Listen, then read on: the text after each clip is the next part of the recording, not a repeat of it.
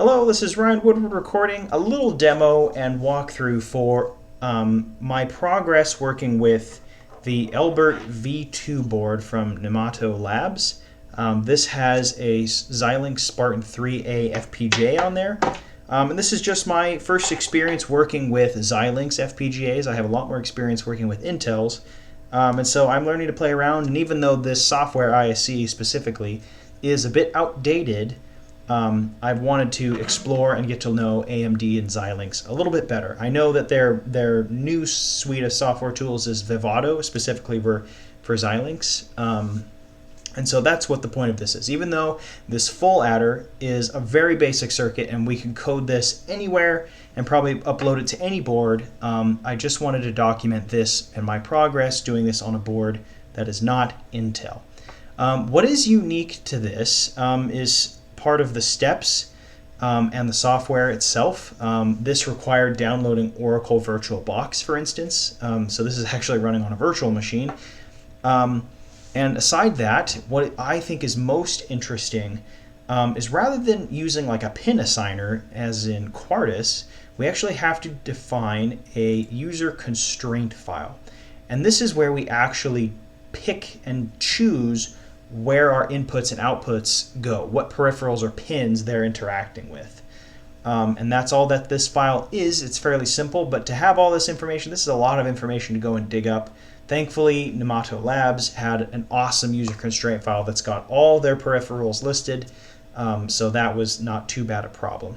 But for whatever reason, it's very finicky to get this little board programmed.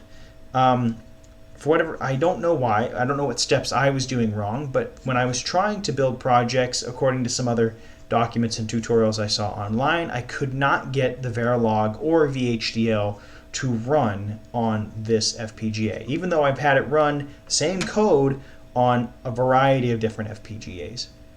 But I followed a couple tutorials and it came down to the specifications for the board itself. So looking very carefully at the Nemato Lab website for this, let me actually pull that up. Whoops, I lost it there. And we can see from up here, we've got this specification here, TQG1144. This was very important when we were actually picking what schematics or what components specifications when we're configuring the board. So that's something worth noting. But alas, here is a little demo of the full adder on the Elbert V2.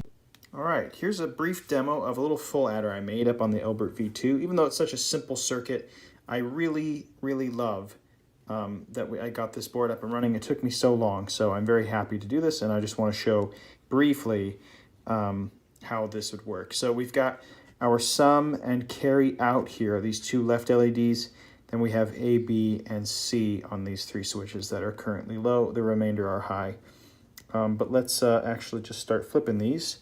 And these switches are so small, I'm actually using a dart.